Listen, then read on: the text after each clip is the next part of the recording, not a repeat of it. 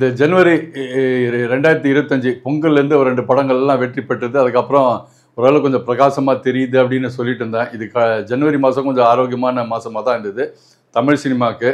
அதே போல் தொடரும் அப்படின்னு எதிர்பார்த்துருந்தோம். பார்த்தா பிப்ரவரியுடைய துவக்கம் கூட பெருசாக அந்த அளவுக்கு எதிர்பார்த்த மாதிரி இல்லை. காரணம் வந்து விடாமுயற்சி வந்து டாக் ஒரு பக்கம் டிவைடடாக இருக்குது. இன்னொன்று வந்து பாக்ஸ் ஆஃபீஸ் வந்து அதை வந்து வெற்றியா தோல்வியா அப்படின்றது அந்த தயாரிப்பாளர்கள் விமர்சகர்கள் மட்டும்தான் தெரியும். ஏன்னா அவங்க வந்து இது வரைக்கும் எந்த விதமான ஃபிகர்ஸும் வெளியிடலை. ஆனால் அதுக்குள்ளேயே பார்த்தீங்கன்னா ஒரு பக்கம் வந்து யூடியூப்பில் எல்லாரும் ஏகப்பட்ட பேர் வந்து இந்த நிறுவனத்தை காலி பண்ணிட்டாங்க, அந்த நிறுவனம் மூடியாச்சு அப்படி இப்படின்னு கண்ணாபின்னான்னு பேச ஆரம்பிச்சிட்டாங்க. ஆனால் லைக்கா நிறுவனம் வந்து இதுக்கு ஏன் அமைதியாக இருக்காங்க, அவங்களுக்கு உண்டான அந்த பாக்ஸ் ஆஃபீஸ் கலெக்ஷன் ஃபிகர்ஸ் போட்டால் இதெல்லாம் கொஞ்சம் அமைதி அடங்குமே அப்படின்னு நான் எதிர்பார்த்துட்ருக்கோம். ஆனால் அவங்க பார்த்தா போடுற மாதிரி இன்னும் தெரியல. சரி, அது ஃபர்ஸ்ட் வீக் அந்த மாதிரி போச்சு பிப்ரவரி.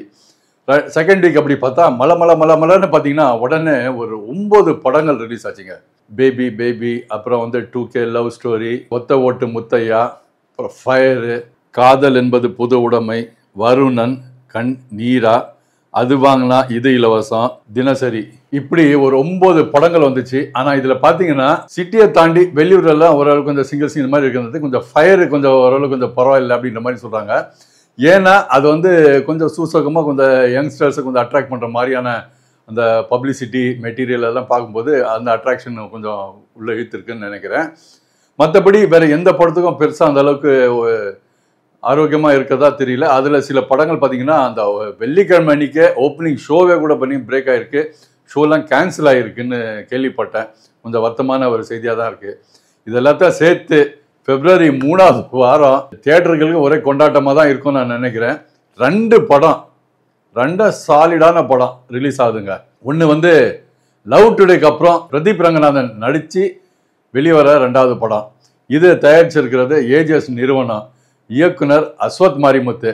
இந்த கூட்டணி பார்த்தீங்கன்னா ரணகலம் பண்ணியிருக்காங்க. அந்த ஓப்பனிங் படம் ஆரம்பிக்கும் போது அந்த டீசர் ஒன்று பண்ணாங்க, ஒரு மேக்கிங் மாதிரி ஒன்று. அதுலேருந்தே பார்த்தீங்கன்னா பெரிய கியூரியாசிட்டி கிரியேட் பண்ணிடுச்சு. 10வது குறைக்கு இப்போ இந்த படத்தோட ட்ரெய்லர் பார்க்கும்போது அதில் வந்து மிஸ்கின், கௌதம் மேனன், KS ரவிக்குமார் போன்ற இயக்குநர்கள் அதில் நடிச்சிருக்காங்க. ஆளுக்கு தங்களோட பங்கு வந்து சிறப்பாக செஞ்சுருக்காங்கன்னு கேள்விப்படுறோம். அதை தாண்டி பார்த்தீங்கன்னா இந்த படத்தில் மிஸ்கினுக்கு மிகப்பெரிய பேர் கிடைக்கும் அப்படின்ற மாதிரி சொல்கிறாங்க. அதுக்கப்புறம் பிரதீப் ரங்கநாதன் பக்கத்தில் அழகான 2 ஹீரோயின்கள் இருக்காங்க. ஒன்று நம்ம பிரேமம் புகழ் அனுபமா பரமேஸ்வரன், இன்னொரு பக்கம் பார்த்தீங்கன்னா கயடு லோஹார் அப்படின்னு அவங்க நடிச்சிருக்காங்க. படமாக பார்க்கறதுக்கு ஒரு கியூரியாசிட்டியை கிரியேட் பண்ணியிருக்கு. நிச்சயமாக இது வந்து யூத்துக்கு உண்டான படம். தியேட்டர்களை இளைஞர்கள் கூட்டம் அலைமோதுன்றதில் எந்த விதமான துளி சந்தேகமும் இல்லை. இதுக்கு ஏற்றார் மாதிரி இது கூட வர இன்னொரு படம் அசுரன் தனுஷ் அவர்கள் இயக்கி தயாரித்து இருக்கிற படம் நிலவுக்கு என்மேல் என்னடி கோபம். டைட்டில் பாருங்க எவ்வளோ கவிதைத்துவமாக இருக்கு இல்லையா, என்ன அழகான டைட்டில். அதுக்கு ஏற்ற மாதிரி புதுசுங்கள் பார்த்தீங்கன்னா பிரமாதமான இளைஞர் கூட்டம் அறிமுகமாகறாங்க.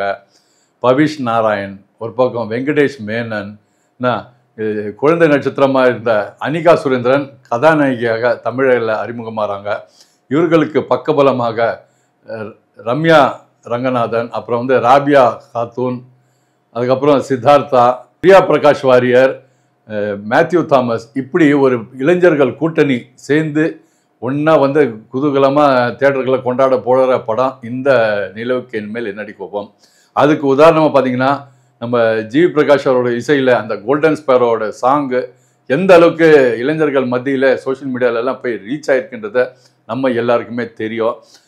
அதுக்கு தகுந்த மாதிரி பார்த்தீங்கன்னாக்கா இந்த இளைஞர்கள்லேருந்து இந்த படத்தோட ப்ரொமோஷனுக்கு கொஞ்சம் கூட அஞ்சவே இல்லை, இறங்கி செய்கிறாங்க. ஒரு பக்கம் இன்டர்வியூஸு, ஒரு பக்கம் FM ஸ்டேஷன், இன்னொரு பக்கம் பார்த்தீங்கன்னா காலேஜஸோட இன்ட்ராக்ஷன்ஸு, விசிட்ஸு, நடுவில் பார்த்தீங்கன்னா மால் விசிட்ஸு, இப்படி 4 பக்கமாக சுற்றி ஒரே ரணகலமாக இருக்குது. இதை தாங்கி கொண்டு போயிட்டு இருக்கிற பார்த்தீங்கன்னாக்கா அந்த படத்தோடைய PR டீமு, அந்த பாரஸ் அவங்க ஏற்கனவே ஸ்கூலில் இங்கிலீஷ் டீச்சராக இருந்துட்டு இந்த தொழிலுக்கு வந்திருக்கிறவங்க. நீண்ட இடைவெளிக்கு பிறகு பார்த்தீங்கன்னா ஒரு டீச்சர் ஸ்டூடெண்ட்ஸை வச்சு மேய்க்கிற ஒரு ஸ்டிக் வச்சுட்டு கண்ட்ரோல் பண்ணுற ஒரு பொசிஷன் மாதிரி தான் அவங்க வந்து ஹேண்டில் பண்ணிட்டு போயிட்டுருக்காங்க. ஏன்னா எல்லா யூத்து இவங்களுக்கு ஏற்ற மாதிரி இவங்க ஏஜ் கேட்டகரி எல்லாம் சேர்ந்து கலந்து அடிச்சிட்டு இருக்காங்க. ப்ரொமோஷன் 4 பக்கமாக. நேற்று கூட பார்த்தீங்கன்னா ஹைதராபாத்தில் போயிட்டு அங்கே வந்து ஒரு கிராண்டு ப்ரெஸ் மீட்டு, அப்புறம் வந்து ஒரு மால் விசிட்டு, இப்படி ஒரு கலக்கல் பண்ணிட்டு வந்திருக்காங்க. அடுத்தது கொச்சின் போக போகிறாங்களாம். இப்படி தொடர்ந்து அவங்க வந்து ப்ரொமோஷன்ஸ் எல்லாம் ரொம்ப அழகாக பண்ணிட்டு இருக்காங்க. அப்புறம் இந்த படத்துடைய ப்ரெஸ் செலிபிரிட்டி ப்ரீமியர் ஷோ வந்து 20ஆம் தேதி அன்னைக்கே தனுஷ் அவர்கள் பிளான் பண்ணியிருக்காரு. இந்த படத்தில் சிறப்பு அம்சம்னு சொல்லணும்னா பார்த்தீங்கன்னாக்கா, ரீசெண்டாக வந்து கடந்த வாரம் வந்து ஒரு ஈவெண்ட் நடத்துனாங்க சத்யம் காம்ப்ளெக்ஸில். அதில் வந்து படத்தில் குழுவினர் எல்லாமே வந்திருந்தாங்க. படத்தில் கூட நடிச்சிருந்த சரண்யா பொன்வண்ணன் இவங்கெல்லாம் வந்திருந்தாங்க. அதுக்கப்புறம் வந்து சிறப்பு விருந்தினர்களாக தனுஷ் அவர்களுக்கு வேண்டியவர்களா படத்தை பார்த்த எஸ்.ஜே. சூர்யா, அப்புறம் வந்து ராஜ்குமார் பெரியசாமி, அப்புறம் வந்து அண்ணன் செல்வராகவன் இவர்கள் எல்லாமே வந்திருந்தாங்க. இதில் தனுஷ் அவர்களை வந்து பார்த்தீங்கன்னாக்கா பிளான் பண்ணது இந்த படம் முழுக்க முழுக்க இளைஞர்களுக்கான படம், இளைஞருக்காகவே எடுக்கப்பட்ட படம். அவங்க இந்த படத்தில் அறிமுகமாகிற அந்த இளைஞர்களுக்கு முழு ஃபோக்கஸ் கிடைக்கணும், அவங்களுக்கு முழு மைலேஜ் கிடைக்கணும்னு காரணத்தினால எந்த ப்ரொமோஷன்லையோ எந்த ஆக்டிவிட்டிலையோ பார்த்தீங்கன்னா அவர் வரவே இல்லை. அவர் வந்து ட்ரெய்லரில் பிகினிங் எண்டில் மட்டும்தான் வராரு, இன்ட்ரடக்ஷன் கொடுக்குறாரு, ஜாலியாக வாங்க ஜாலியாக போங்க அப்படின்னு தான் சொல்லியிருக்காரு. அதுக்கு தாண்டி பார்த்தீங்கன்னா படத்தோட விளம்பரத்தில் டைட்டிலுக்கு கீழே அண்ட் யூஷுவல் லவ் ஸ்டோரி அப்படின்றத ஆணித்தனமாக பிகினிங்லேருந்தே எல்லா மனசில் பதிவு பண்ணிகிட்டே வந்துட்டு இருக்காரு. அது ஏன்னா நான் ஒன்று எதிர்பார்த்துட்டு வந்தேன். இப்போ ஒரு புது ட்ரெண்ட் ஆகிட்டு இருக்கு. பார்த்தீங்கன்னா படம் ரிலீஸ் ஆன அன்றைக்கே பல யூடியூபர்ஸ் வந்து பல தியேட்டர்ஸில் போயிட்டு அந்த first day first reviews audience reviews எடுத்துகிட்டு இருக்காங்க. அங்கே வந்து இப்போ சமீப காலமாக ஒரு நெகட்டிவ் தம்ப்நெயில் போட்டால் தான் ரீச் ஆகுது, நெகட்டிவ் தம்ப்நெயில் போட்டால் தான் பார்க்குறாங்க. அதே போல் நெகட்டிவாக பேசினா மட்டும்தான் நம்ம ஃபோட்டோவும் அந்த தம்ப்நெயிலில் வரும் அப்படின்றத ஒரு கலாச்சாரமாக ஆயிடுச்சுங்க. அதுக்கு ஏற்ற மாதிரி உள்ளே பார்த்து கொண்டாடி ரசித்து மகிழ்ந்து வந்திருந்தா கூட வெளியில் பார்க்கும்போது தப்பாக சொன்னால் அந்த ரியாக்ஷன் கொடுக்குறாங்க இல்லையா, அந்த படத்தை பற்றி நெகட்டிவாக, அந்த ரியாக்ஷன் அந்த தம்ப்நெயில் தான் பெரும்பாலும் யூடியூப்பில் போடுறாங்க. அதுக்கு மைண்டில் வச்சுக்கிட்டே பார்த்தீங்கன்னாக்கா எதிர்பார்த்த மாதிரி இல்லை அப்படி இப்படின்னு கண்ணா பின்னான்னு பேசிட்டு போகிறது, அந்த மாதிரி இல்லை ஏதோ ஆயிடக்கூடாதுக்காகவே தெளிவாக அவர் வந்து பழைய கதை தான், ஆனால் புது ட்ரீட்மெண்ட், அவ்வளோதான். அதனால் எந்த எதிர்பார்ப்பும் எல்லாமே வாங்க ஜாலியாக வாங்க கொண்டாடி மகிழ்ந்து ஜாலியாக போங்க அப்படின்னு நாசுக்கா அப்படி சொல்லியிருக்காருங்க. ஏன்னா அசுரன் தனுஷ் ஒரு பக்கம் பார்த்தீங்கன்னாக்கா இன்னைக்கு தமிழில் இருக்கிற ஸ்டார்ஸில் அவர் ஒன்று தான் வெர்சடைலாக எனக்கு தெரிஞ்சு செயல்பட்டு இருக்கார். ஏற்கனவே என்னோட பழைய வீடியோக்களை நிறைய வீடியோவில் இதை பதிவு போட்டிருக்கேன். ஏன்னா ஒரு பக்கம் பார்த்தீங்கன்னா 3ல ஸ்டூடெண்ட்டாக நடிப்பார், இன்னொரு பக்கம் பார்த்தீங்கன்னா அசுரனில் வந்து டிஜே அருணாச்சலமுக்கும் கென்னுக்கும் அப்பாவா வயசான அப்பாவா கூட நடிப்பார். எல்லா விதமான கதாபாத்திரங்களாக ஏற்று போட்டு தனக்கு இன்னைக்கு இதுதான் இமேஜ் அப்படின்னு என்றைக்குமே பிராண்டட் ஆக்கிக்கிட்டது இல்லை. அதே போல் அவர் இயக்கிட்டு வர படங்களும் பார்த்தீங்கன்னா அதே தொடர்ந்து ஒரு வித்தியாசங்களை கொடுத்துருக்காரு. அவர் முதல்ல இயக்கிய படமே பார்த்தீங்கன்னா என் மனசில் இன்னும் ஆழமாக பதிஞ்சிருக்குங்க, அந்த பாப்பாண்டி. அதாவது அந்த படம் பார்க்குற தருணம் வரைக்கும் அதுக்கு முன்னாடி எல்லார் வீட்லேயும் ஒரு வயசானவங்க இருப்பாங்க, அதாவது பெற்றவங்க, அப்பா அம்மா இல்லை தாத்தா பாட்டி இப்படி இருப்பாங்க.